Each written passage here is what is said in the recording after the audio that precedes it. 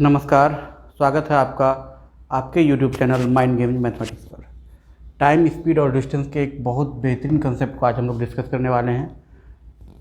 To and fro motion में meeting या interaction का जो कंसेप्ट है उसके बारे में हम लोग आज सीखेंगे, और ज्योमेट्री यूज़ करके कैसे कैलकुलेशन करेंगे इसमें, उसके बारे में हम लोग बात करेंगे। ठीक है, उससे पहले हम लोग देख लें टाइम, स्पीड और डिस्टेंस का ये दो प्रॉब्लम यहाँ लिखा हुआ है। एक्चुअली ये कंसेप्ट जो है,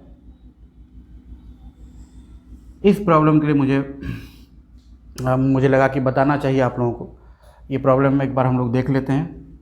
औरंगजेब और बाबर क्रमशः दिल्ली और दौलताबाद से एक दूसरे की ओर निरंतर गति से मार्च करना प्रारंभ करते हैं। अपने गंतव्य पर पहुंचकर वे एक बार में वापस हो जाते हैं। पहली बार वे दौलताबाद से 14 किलोमीटर की दूरी पर मिलते हैं और दूसरी बार उनकी मुलाकात वापसी के क्रम में दिल्ली से 2 किलोमीटर की दूरी पर पहली मुलाकात के 8 घंटे बाद होती है। ठीक है, दिल्ली से दौलताबाद की दूरी क्या है? ये क्वेश्चन एक्चुअली एक बच्चे ने मुझे भेजा था परसों, और इसको बताने के लिए हम लोग इस कंसेप्ट को सीखना चाह रहे हैं। और बहुत ही बेहतरीन कंसेप्ट है। मीटिंग या इंटरेक्शन के जितने भी क्वेश्चंस होते हैं उसके बारे में हम लोग बात करेंगे इस वीडियो में। ठीक है, उससे पहले ये एक छोटा सा प्रश्न है टाइम, स्पीड और डिस्टेंस का, ये भी पूछा गया था। इसको पहले हम लोग देख लेते हैं, उसके बाद उस कंसेप्ट पर आते हैं। A train approaches a tunnel AB. A cat is located in the tunnel at a distance 3/8 of the length of the tunnel from the end A.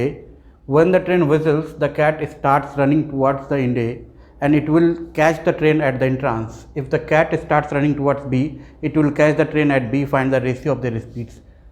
कह रहा है कि एक ट्रेन जो है एक सुरंग की ओर जा रही है, सुरंग AB की ओर जा रही है, मतलब A सिरे की ओर से सुरंग को अप्रोच कर रही है। एक बिल्ली सुरंग के अंदर बैठी हुई है, कहाँ पर? तो सिरे ए से पूरी सुरंग की लंबाई की 3/8 दूरी पर। जब ट्रेन की सीटी बजती है तो बिल्ली दौड़ना शुरुआत करती है ए की ओर, और ट्रेन और बिल्ली दोनों एक दूसरे से उसी इंट्रांस यानी ए पर मिलते हैं। अगर ट्रेन की सीटी बजते ही बिल्ली बी की तरफ दौड़ना शुरू करे तो फिर दोनों बी पर मिलेंगे। उनके चालों का अनुपात क्या है? इस क्वेश्चन को थोड़ा और कॉम्प्लिकेट किया जा सकता था। यहाँ पर आपको अभी दिया हुआ है कि जैसी सीटी बजती है बिल्ली दौड़ना शुरू करती है। यहाँ पर दे सकता था कि बिल्ली सीटी के सुनने के बाद दौड़ना शुरू करती है, फिर इस साउंड का स्पीड वगैरह भी दिया रहता है। फिलहाल इस प्रॉब्लम में ऐसा नहीं है। हम लोग इस प्रॉब्लम को करते हैं, बड़ा ही आसान पर अच्छा सवाल है। इसके बारे में हम लोग बात करते हैं और बहुत ईजीली इसको हम लोग सीखेंगे। देखिए, ये हमारा AB जो है वो सुरंग है नहीं, और ट्रेन कहीं यहाँ पर थी D डिस्टेंस पर, यहाँ से A से कितने डिस्टेंस पर थी? D डिस्टेंस पर ट्रेन थी। और बिल्ली यहाँ A और B के बीच में कहीं C पर बैठी हुई है।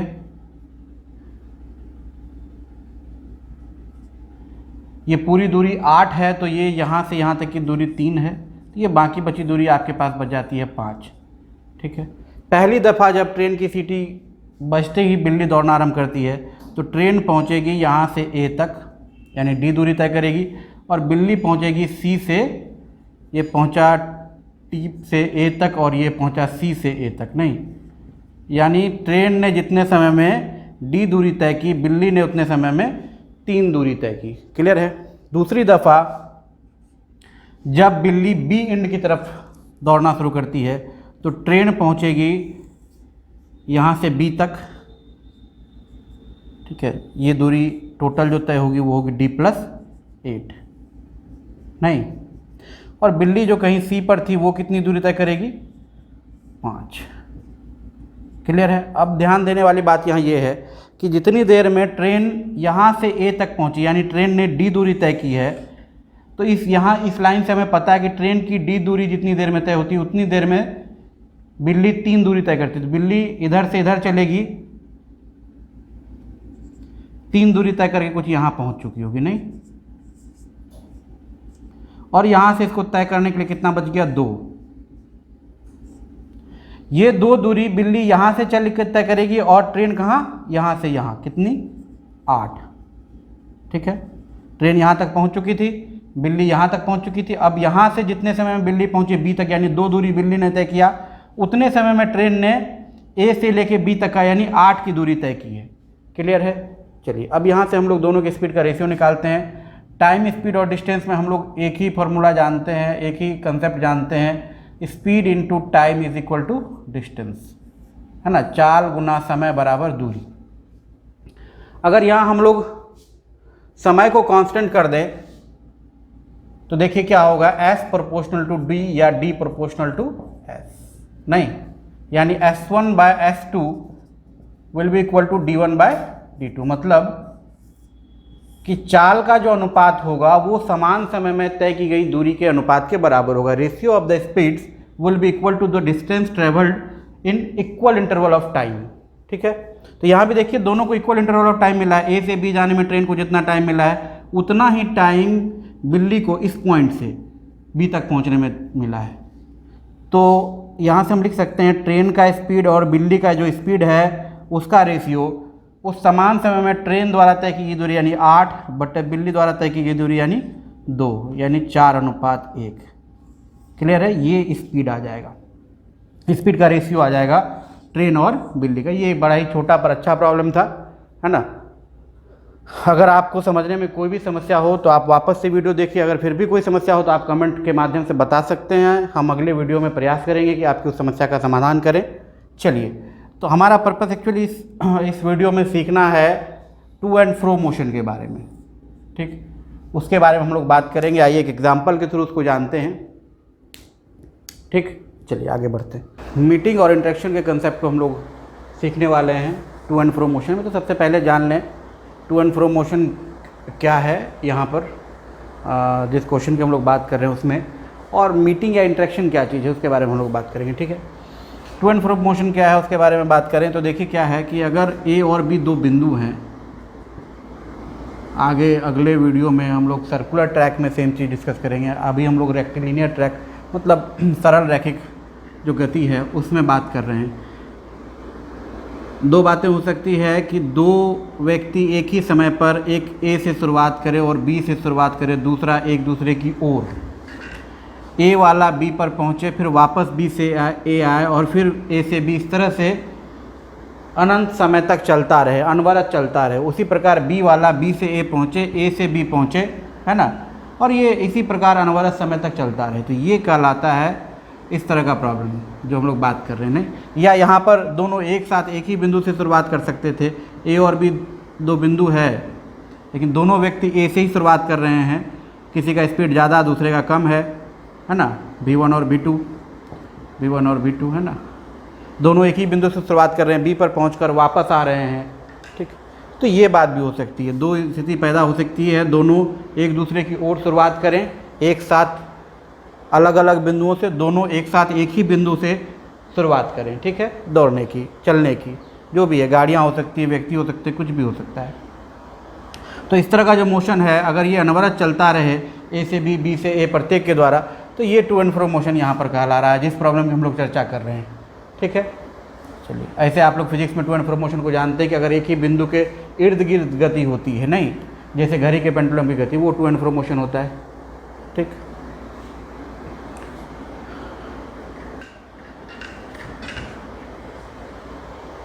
चलिए आगे हम लोग बात करते हैं यहाँ पर क्या स्थितियाँ हो सकती हैं।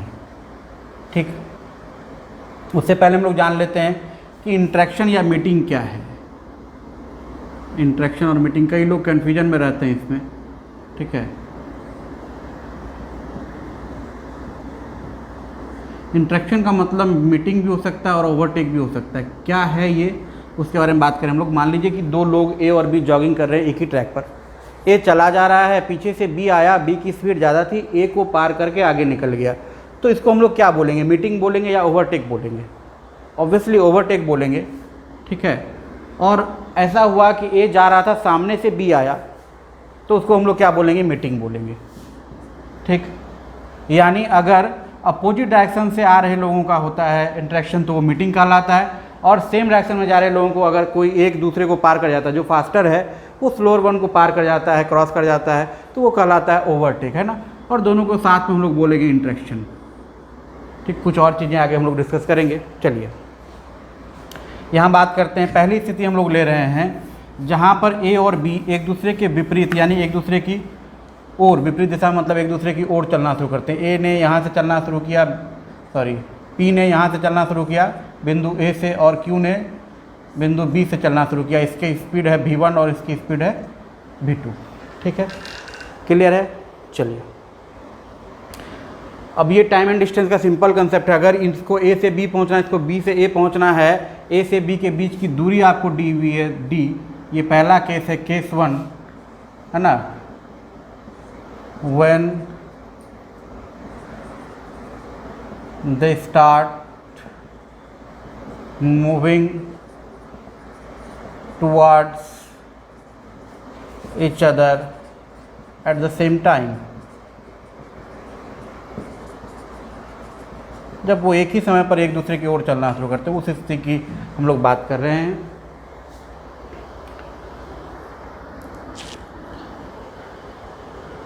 पहली बार जब ये मिलेंगे तो आप बताइए क्या होगा। पहली बार ये तब मिलेंगे जब ये दोनों मिलकर d दूरी तय कर लें, मतलब A के द्वारा तय की गई दूरी और B के द्वारा तय की गई दूरी का जो योग है वो d के बराबर हो जाए। Distance travelled by A plus distance travelled by B should be equal to d for first meeting.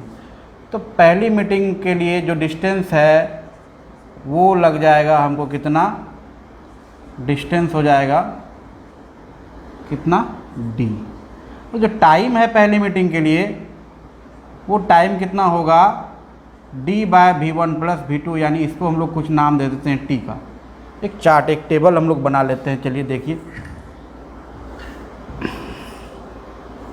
इस केस के लिए क्या क्या चीज़ें हो रही है। ये नंबर ऑफ मीटिंग है ना, और इसके लिए ये डिस्टेंस जो A ट्रैवल कर रहा है, P ट्रैवल कर रहा है, यानी A से चलने वाला ट्रैवल कर रहा है, इसको हम लोग DAP नाम दे देते हैं, और ये BQ नाम दे देते हैं। ठीक है, sum of distances travelled by them.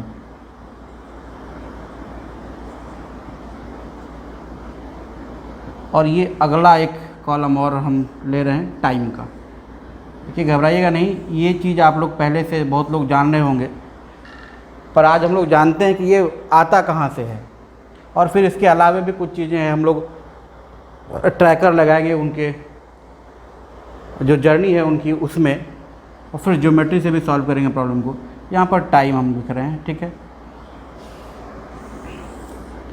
पहला मीटिंग, फर्स्ट मीटिंग। ठीक है, जो डिस्टेंस ट्रेवल्ड बाय देम है वो कितना आ रहा है d, टाइम कितना है t, और ये t क्या है d bye v1 plus v2 है।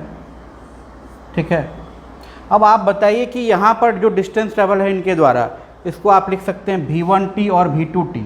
सपोज v1t को हमने x मान लिया, v1t है ये, और v2t को हमने y मान लिया।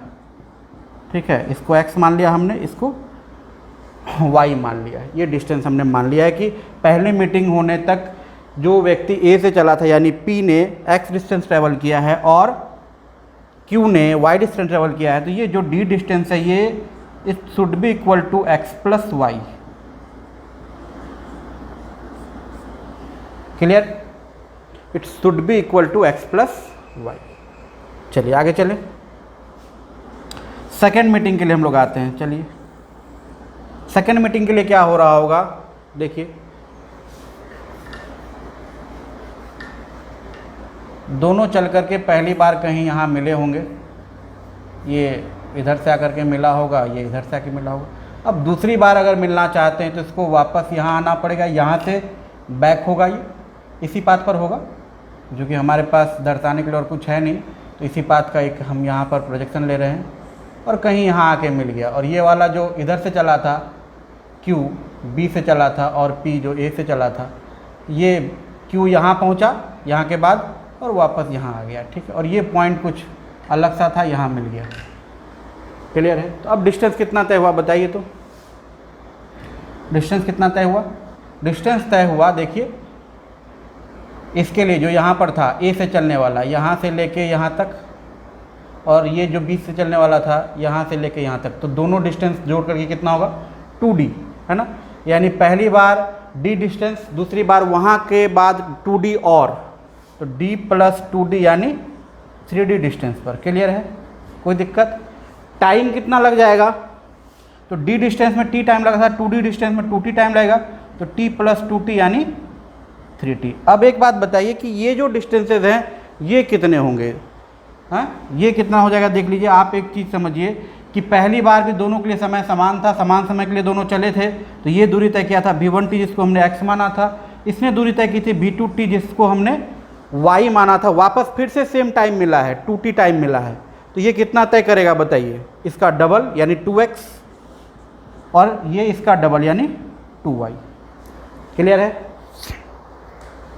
2x और 2y। आप क्या देख रहे हैं कि ये जो दूरी तय कर रहे हैं इनका रेशियो कभी चेंज नहीं होगा, है ना। अगर पहला मीटिंग में इसने x/y में दूरी तय की है तो दूसरे मीटिंग के लिए भी x/y में ही डिस्टेंस ट्रेवल होगा। और ये x/y कुछ नहीं है, अगर आप x/y का रेशियो लेना चाहें तो t कट जाएगा v1 रेशियो v2, x/y जो है वो v1/v2 के बराबर है। अगर हमको दोनों का चाल दिया हुआ है तो हम प्रत्येक मीटिंग में इनके द्वारा तय की गई दूरियों का अनुपात निकाल सकते हैं। क्लियर है? तीसरी मीटिंग की बात अगर हम लोग करें तो देखिए फिर से यहाँ पर क्या हो जाएगा, 2d और बढ़ जाएगा। नहीं, वापस यहाँ से अगर हम लोग चलें तो यहाँ मिला था, अगली बार कुछ यहाँ मिलेगा। ठीक है, क्लियर है? तो फिर से ये यहाँ से यहाँ तक, और ये वाला जो इधर चल रहा था इधर यहाँ से यहाँ तक, तो फिर से 2d दूरी तय करेगा। तो d प्लस 3d पहले से ही था, 3d प्लस 2d यानी 5d। यहाँ पर देखिए क्या होगा, 3t plus 2t, d distance के लिए t टाइम लग रहा था तो ये 5t, और यहाँ पर फिर और क्या होगा, सॉरी यहाँ पर एक्चुअली ये 3d था, तो टोटल डिस्टेंस अगर x पहले से था 2x और हुआ, x पहले से था तो 2x और हुआ, 3x, और y पहले से था तो 2y और हुआ तो 3y, 3x पहले से था 2x और होगा 3x प्लस 2x यानी 5x, और ये कितना होगा 3y प्लस 2y यानी 5y। क्लियर है?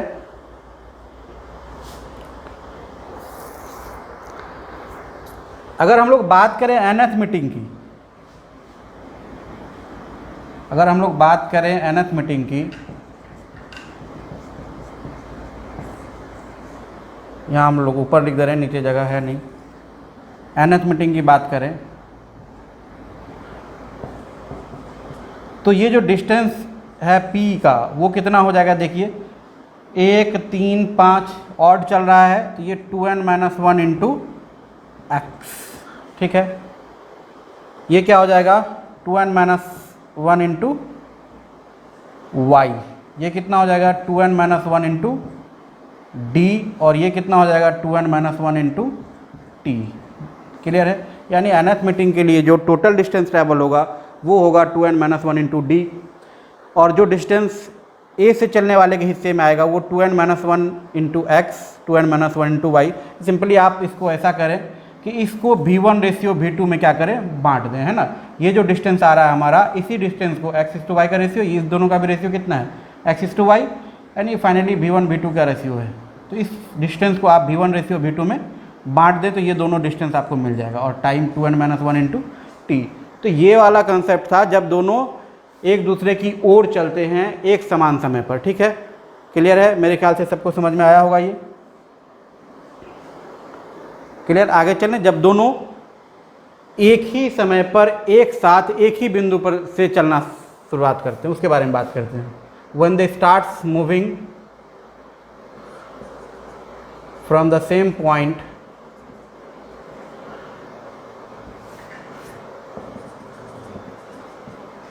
at the same time,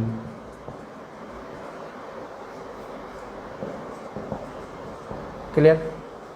तब क्या होगा, चलिए बात करते हैं, मिटा दें इसको।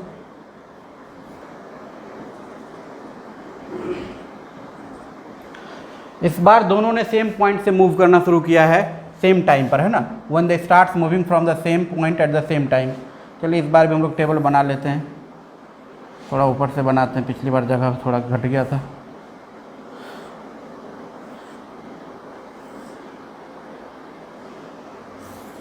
ये हमारा मीटिंग है ये हमारा डिस्टेंस जो P तय कर रहा है, यानी जो A से चल रहा है, डिस्टेंस जो Q तय कर रहा है ये भी A से चल रहा है। ये टोटल डिस्टेंस है जो कि दोनों के डिस्टेंस ट्रेवल्ड का सम है, ठीक है। और यहाँ पर टाइम है। एक चीज़ आपने गौर किया होगा, हम यहाँ मीटिंग लिख रहे हैं बार बार, कभी हमने इंटरेक्शन नहीं लिखा है। क्यों नहीं लिखा है? अभी आप जो पिछला आपने देखा था, वहाँ पर जो हम लोग देख रहे थे कि प्रत्येक बार जो मिल रहा था या प्रत्येक बार जो इंटरेक्शन हो रहा था, दोनों का जो डायरेक्शन था वो अपोजिट था। एक इधर से आ रहा था, दूसरा इधर से जा रहा था, तो इसको हम लोगों ने मीटिंग नाम दिया था। यानी इस कंसेप्ट पर सिर्फ और सिर्फ हम लोग मीटिंग फाइंड आउट कर सकते हैं, इंटरेक्शन नहीं फाइंड आउट कर सकते, ठीक है। तो यहाँ जो हम लोग कंसेप्ट अभी देख रहे हैं ये सिर्फ और सिर्फ मीटिंग का देख रहे हैं। पिछले में भी हम लोगों ने सिर्फ मीटिंग का देखा था, ठीक। चलिए, दोनों ने तय करना शुरू किया है, तो जो फास्ट होगा, मान लीजिए कि ये फास्टर है ना, P फास्टर था, तो P B तक पहुँच के वापस हो गया होगा कहीं पर, मान लीजिए इस पॉइंट पर, और ये Q यहाँ से जाके मिला होगा। तो फर्स्ट मीटिंग के लिए डिस्टेंस कितना तय हुआ बताइए? फर्स्ट मीटिंग के लिए डिस्टेंस तय हुआ हमारा कितना? 2D, है ना। देखिए D + D 2D। दोनों को मिला है क्या? समान टाइम, है ना। और वो टाइम है कितना? तो 2D/v1 + v2, 2D/v1 + v2। उस टाइम को हम 2t मान लेते हैं, और t को हम लिखते हैं, क्योंकि पिछले वाले में हम लोगों ने यही लिया था, इसलिए इसी टाइम को लेकर के चलते हैं। क्लियर है? कोई दिक्कत नहीं है? वापस देखिए, ये दोनों जो डिस्टेंस तय करेंगे ये क्या आएगा? तो ये दोनों जो डिस्टेंस तय करेंगे ये करेगा v1t और ये करेगा v2t। क्लियर है? ये करेगा v1t और ये करेगा v2t। क्लियर? यानी आप कह सकते हैं कि इस 2D को हम लोग बांट लें v1/v2 में, है ना। तो इसको हमने नाम दे दिया किसका? इसको हमने नाम दे दिया 2x का, और इसको नाम दे दिया हमने 2y का। क्लियर है?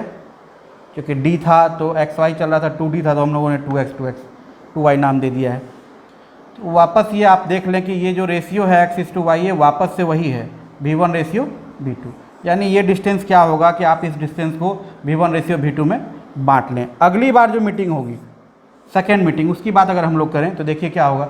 फिर यहाँ मिला था तो ये इधर चल करके पहुँचा कहीं यहाँ तक, और ये वाला इधर से चल के पहुँचा कहीं यहाँ तक। फिर से डिस्टेंस कितना तय हुआ? 2D। तो 2D और 2D कितना हो गया? 4D, ठीक है। तो यहाँ टाइम क्या हो जाएगा? 2t + 2t यानी 4t। और यहाँ पर जो डिस्टेंस आएगा 2x और 2x, 4D था तो सिंपली ये 4x और 4y हो जाएगा। उसी तरह थर्ड मीटिंग के लिए अगर हम लोग बात करें तो यहाँ 6x हो जाएगा, यहाँ 6y हो जाएगा, और यहाँ हो जाएगा कितना? 6D, और यहाँ टाइम कितना हो जाएगा? 6t, जहाँ t का वैल्यू D/v1 + v2 है। nth मीटिंग की बात करें अगर हम लोग तो देखिए क्या हो जाएगा। यहाँ हो जाएगा 2n × D, 2n × x, 2n × y, और ये हो जाएगा 2n × D, और ये टाइम हो जाएगा 2n × t। क्लियर है?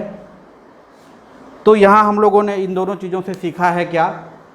केवल और केवल मीटिंग के बारे में, है ना, कि अगर दोनों एक साथ एक ही बिंदु से चलेंगे तो मीटिंग कैसे कैसे होंगी, अगर दोनों एक साथ अलग अलग बिंदुओं से एक दूसरे की ओर चलेंगे तो मीटिंग कहाँ कहाँ पर होंगी, उसके बारे में हम लोग स्टार्ट से जान चुके हैं। और ये फार्मूला के तौर पर कई सारे बच्चे इस्तेमाल भी करते होंगे पहले से, पर अभी हम लोगों ने जो बात की वो सिर्फ और सिर्फ मीटिंग की है, क्योंकि आप देख रहे हैं कि प्रत्येक बार जो दोनों का इंट्रैक्शन हो रहा है वो अपोजिट डायरेक्शन में हो रहा है।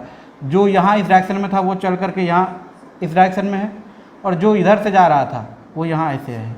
तो प्रत्येक बार जो मीटिंग होगा अपोजिट डायरेक्शन में होगा, इसलिए हम लोग इसको मीटिंग नाम दे रहे हैं, इंट्रैक्शन नहीं लिखा है हमने, है ना। यानी इस तरह का जो कंसेप्ट हम लोग इस्तेमाल करते आ रहे हैं या आप करते हैं, उससे सिर्फ और सिर्फ मीटिंग निकाला जा सकता है। इंट्रैक्शन की बात हम लोग नहीं कर सकते, मतलब ओवरटेक हम लोग छोड़ दे रहे हैं इसमें, ठीक है। मुझे लगता है यहाँ तक सबके समझ में आ गई होंगी बात। अब आगे हम लोग बात करेंगे ओवरटेक की, ओवरटेक कैसे होता है, ठीक है। क्लियर है? आगे चलें, चलिए इसको मिटा देते हैं सारी चीज़ें। अगर आपको कोई चीज़ समझ में नहीं आए तो आप कमेंट के माध्यम से मुझे बता सकते हैं, हम प्रयास करेंगे कि अगले वीडियो में उसको फिर से समझाएं। क्लियर है? चलिए आगे चलते हैं हम लोग। चलिए आगे बढ़ते हैं वीडियो में। ये एक इंस्ट्रक्शन लिखा हुआ है, देखिए क्या है।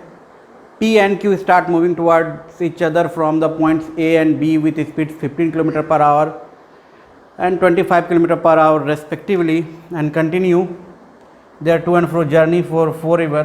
The distance between A and B is 75 km. Then ये इंस्ट्रक्शन है कि P और Q जो है एक दूसरे की ओर चलना शुरू करते हैं बिंदु A और B से, चाल 15 किलोमीटर प्रति घंटा और 25 किलोमीटर प्रति घंटा की चाल से, और अपनी यात्रा हमेशा के लिए कंटिन्यू करते हैं, टू एंड फ्रो यात्रा इन्फिनाइट टाइम के लिए कंटिन्यू करते हैं। ए बी के बीच का डिस्टेंस दिया हुआ। तब जो क्वेश्चंस आपसे पूछे जाते हैं, इस पर क्वेश्चंस पूछे जाते हैं कि पहली मुलाकात उनकी कहाँ होगी, कब होगी, है ना। तीसरी मुलाकात कहाँ होगी, मीटिंग कहाँ होगी, है ना। कब पहली बार जो फास्ट है कौन है, बी ओवरटेक करेगा ए को, यानी सेम डायरेक्शन में होंगे। क्या कोई ऐसा समय आएगा जब दोनों एक साथ एक ही एक्सट्रीम पर हों, है ना। अगर मान लीजिए कि राउंड की बात करें तो जो फास्टर है उसका 50 राउंड पूरा हो चुका है, तो कितना मीटिंग या कितना ओवरटेक हो गया है अब तक, इस तरह के क्वेश्चन आपसे पूछे जाएंगे, है ना। तो इनकी बातें हम लोग करेंगे नेक्स्ट वीडियो में। हम लोग पाथ ट्रैकर खींचना सीखेंगे टाइमलाइन के साथ में, है ना। ये जो इंस्ट्रक्शन है इसमें दोनों ने अपोजिट डायरेक्शन में शुरुआत की है, इसमें सेम डायरेक्शन में भी शुरुआत हो सकती है, उसका भी काम करेंगे हम लोग। फिर उस पर बहुत सारे क्वेश्चंस करेंगे, जितने सारे क्वेश्चंस बन सकते हैं।